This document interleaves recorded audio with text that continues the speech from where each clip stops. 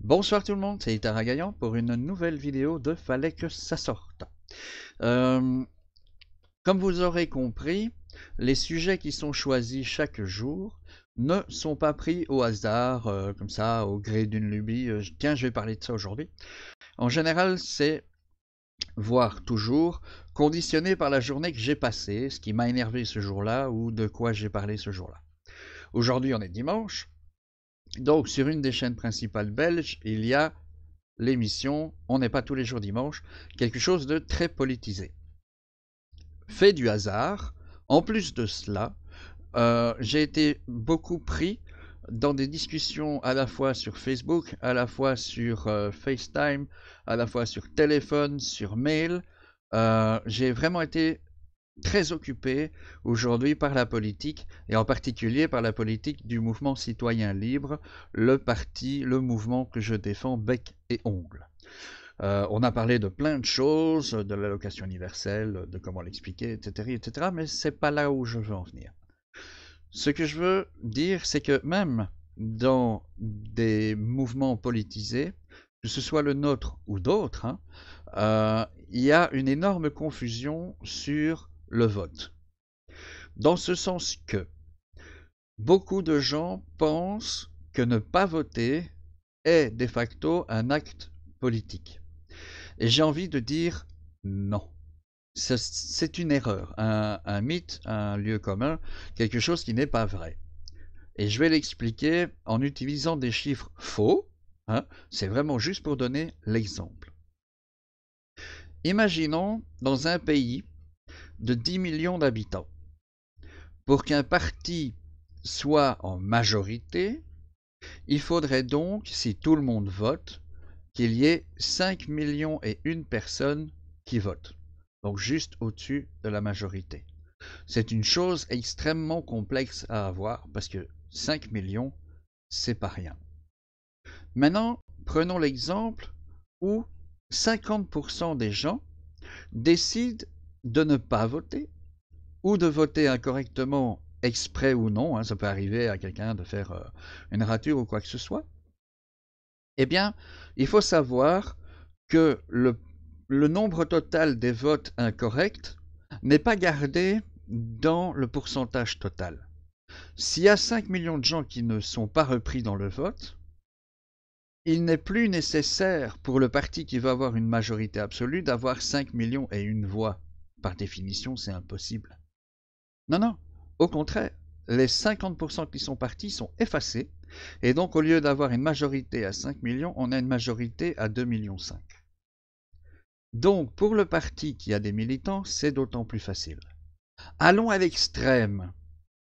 Sur les 10 millions de gens, il y a un ras-le-bol tellement énorme de la politique que 9 999 999 citoyens disent « J'en ai marre, je ne vote pas ». Eh bien, le parti où il y a une voix qui reste sera non seulement le parti élu, mais en plus à la majorité absolue, et je dirais même plus à l'unanimité. Donc vous facilitez votre ennemi idéologique en ne votant pas. Ceux qui viennent dire qu'il n'y a aucune liste qui m'intéresse, donc je décide de ne pas voter. Messieurs, je viens de vous démontrer, et mesdames aussi, qu'en faisant cela, vous faites le lit de votre ennemi. Qu'est-ce qu'il faut faire dans ce cas-là? Je ne suis pas là pour vous dire qui voter. Je ne suis pas là pour vous dire que la solution, c'est ça. Mais si vous voulez faire un vote militant, soit vous votez pour celui que vous décidez qui est le meilleur, et si vraiment il n'y en a aucun qui vous convient, le pire des pires, ce serait de voter pour quelqu'un dont vous êtes sûr qu'il n'a aucune chance de voter, en sachant cependant qu'il y a un risque intrinsèque. Si vous choisissez le pire des pires pour être sûr qu'il n'y ait pas la moindre chance qu'il vote, sachez que beaucoup de gens pourraient avoir exactement la même réflexion que vous, et donc tout un tas de gens pourraient voter pour le même parti absolument insupportable et qui se retrouvait justement dans la majorité.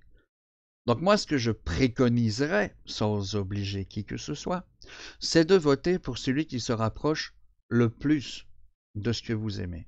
Même si ce n'est pas un package complet, même s'il y a des points précis que vous n'appréciez pas, prenez celui qui a le plus possible de points communs avec vous. Ça permettra de diluer les votes de façon à refléter en plus le mieux possible votre point de vue personnel. Parce que si on fait de la politique, si on vote, c'est effectivement pour représenter le plus possible son avis personnel, pas pour un parti où il a tout à fait raison, pas en refusant de voter parce que personne n'a exactement ce que je décide qui est ma voix. C'est la Belgique, quoi, hein, le pays des compromis. Il faut choisir le moins pire, à mon avis. J'espère que en mai 2019, on puisse réussir à avoir un taux de participation maximum. Vous notez que je n'ai encore pas demandé à qui que ce soit de voter pour le MCL qui pour moi est le meilleur des partis possibles. Parce que ce n'est pas mon rôle. Moi je voterai MCL, vous voterez ce qui vous paraît le mieux. Prenez le temps, parce que la politique, la démocratie, c'est quelque chose de très très important qui décide de notre futur.